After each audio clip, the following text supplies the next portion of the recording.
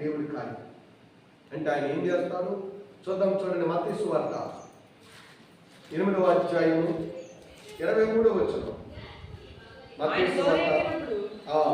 ఆయన శిష్యులు ఆయన వెంట వెళ్ళిరి. అంతటా సముద్రము మీద తుఫాను లేచినందున ఆ దోణి అలల చేత కప్పబడెను. దేవునికి స్తోత్రం.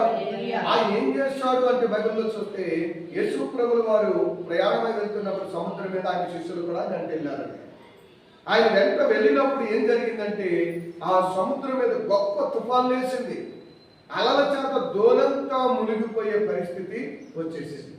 అప్పుడు పేతురు అంటారు, ప్రభువా మేము నశించిపోతున్నాము, నీకు చెప్పలేదా అన్నారు.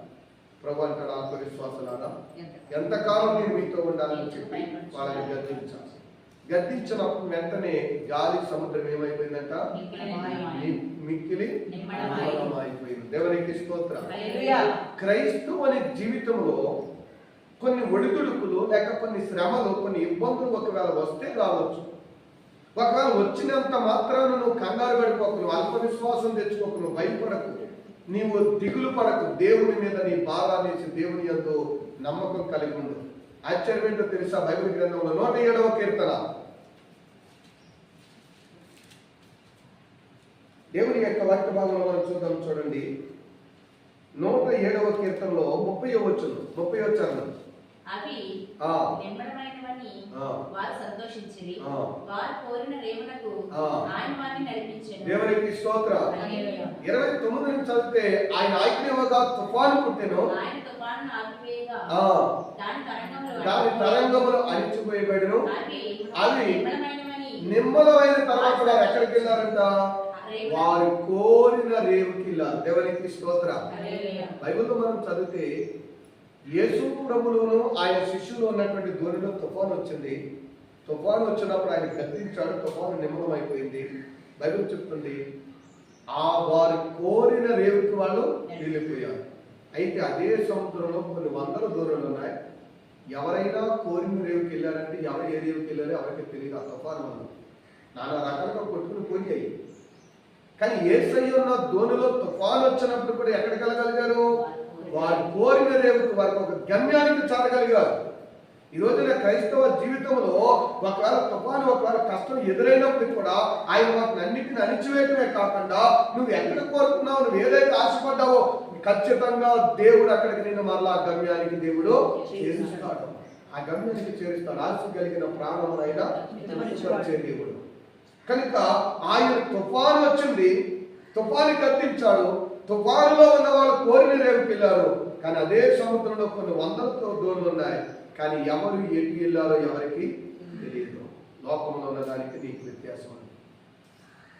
నిన్ను ఎన్ని శ్రమలు వచ్చినా చివరికి నిన్ను ఎక్కడికి నడిపించాలనుకున్నాడు దేవుడు అక్కడికి నిన్ను నడిపిస్తాడు. వారి కోరిన రేవుకి దేవుడు వారిని నడిపించాడు తప్ప ఏరు చోట తుఫాను వచ్చిందని అమ్మ ఆ ఊరు వెళ్దాం అనుకుంటే ఈ ఊరు వచ్చాము, ఈ రేవుకి వచ్చాము అనుకోలేదు. ఇంకో ఊరు వెళ్దాం అనుకుంటే అనుకోకుండా ఇటుకుంటుకు వచ్చేసింది దోణి అనుకోలేదు. ఎన్ని తుఫానులు వచ్చినా వారు అనుకున్న గమ్యానికి దేవుడు వారిని చేర్చాడు. నీ జీవితంలో అంతే. నువ్వు ఏది కోరుకున్నావో, ఏ గమ్యానికి చేరాలనుకున్నావో, దేవుడు ఐగుప్తులో బయలుదేరినప్పుడు ఇశ్రాయేలు ప్రజల జీవితంలో ఎర్ర సముద్రం ఎదురుగా వచ్చింది, ఎరుకో గోడలు ఎదురుగా వచ్చినాయి, ఎర్దారు నది ఎదురుగా వచ్చింది, కరివే వాళ్ళ వెనకాల వచ్చింది. ఎన్ని ఎదురొచ్చినా, ఎన్ని వెనకాల తరుముకొచ్చినా, పరో సైన్యమే తరుముకొచ్చినా చివరికి దేవుడు వారికి వాగ్దానం చేసిన వాగ్దాన భూమిలోనికి వారిని నడిపించాడో.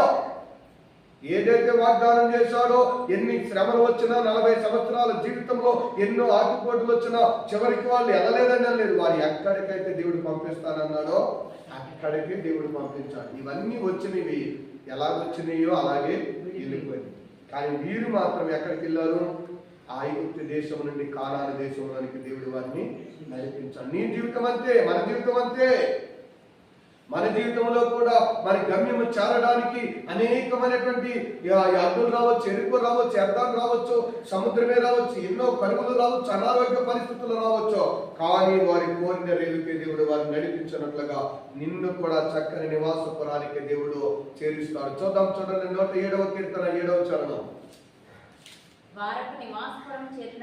వారు ఒక నివాసపురము చేరినట్లు చక్కని త్రోవను ఆయన వారిని నడిపించెను. దేవునికి స్తోత్రం.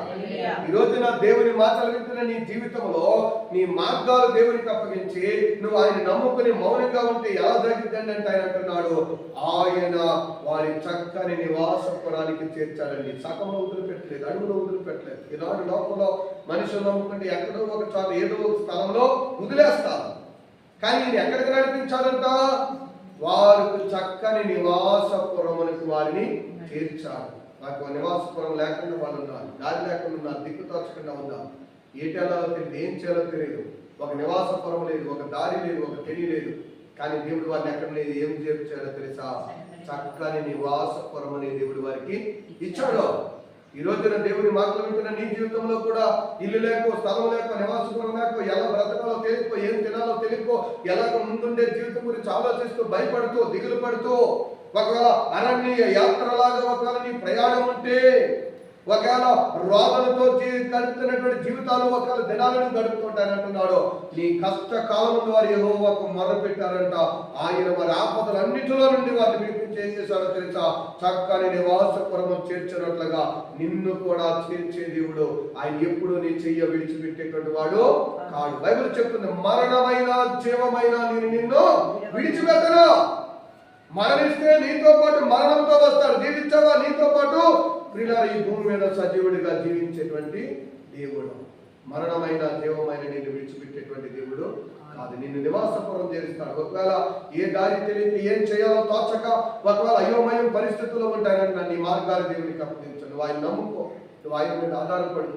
నిన్ను చక్కని నివాసపురానికి దేవుడు చేరుస్తాడు, నీ గమ్యానికి చేరుస్తాడు. ఈ లోకంలోనే కాదు, పరలోకంలో కూడా అంటున్నాడు యోహాను సువార్త 14:5, నేను వెళ్ళి వారి కొరకు స్థలమును సిద్ధపరిచి మంచి నివాసపురములను ఇస్తాను. ఇక్కడే కాదంటండి మనం ఆయన నమ్ముకుంటే.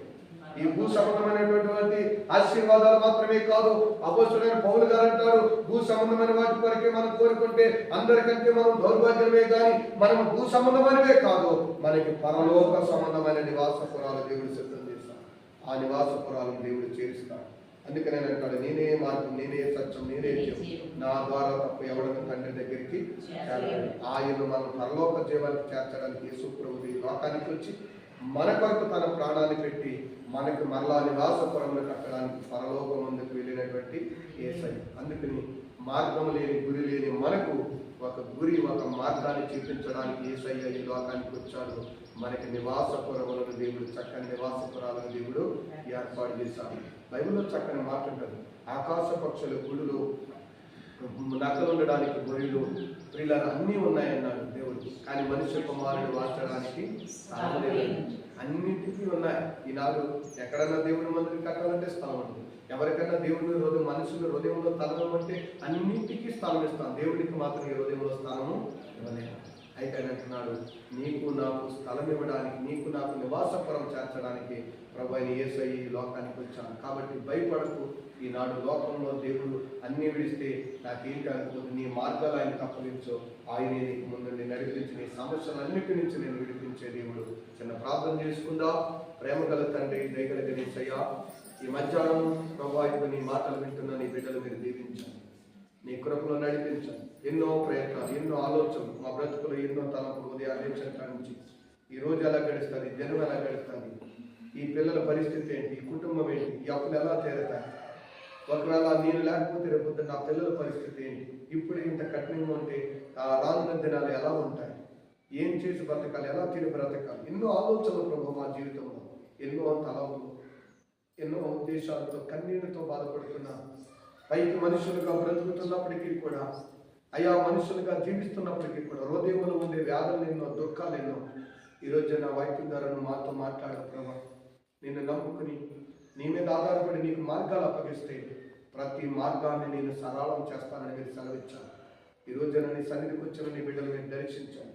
వారు ఏ కష్టంలో, ఏ బాధలో, ఏ ఇబ్బందులు ఉండి ఒకవేళ ఏం చేయాలని గురి లేక ఒకవేళ భయపడుతుంటే వారిని చక్కని మార్గంలో వారిని నడిపించండి. అలాగే ప్రభా వారికి ఇచ్చిన పిల్లలు, వారి కుటుంబాలు దీవించండి. అలాగే యూట్యూబ్ ద్వారా నన్ను నీ మాటలు విన్న బిడ్డలను, వారి కుటుంబాలను దీవించండి. ఈ మాటలు వింటుండగా వారిని ధైర్యపరచండి, బలపరచండి, దీవెనకరంగా మార్చండి. వారికి నివాసపురాలు చేరినట్లుగా మంచి వ్యాపారాలు, మంచి ఉద్యోగాలు, మంచి స్థిరమైన పని, అయ్యా దారి లేక దిక్కుతాచి ఏం చెయ్యాలో తెలియకుండా ఒకవేళ ఉంటే వారికి చక్కని మార్గాలను వారికి దయచేయండి అయ్యా.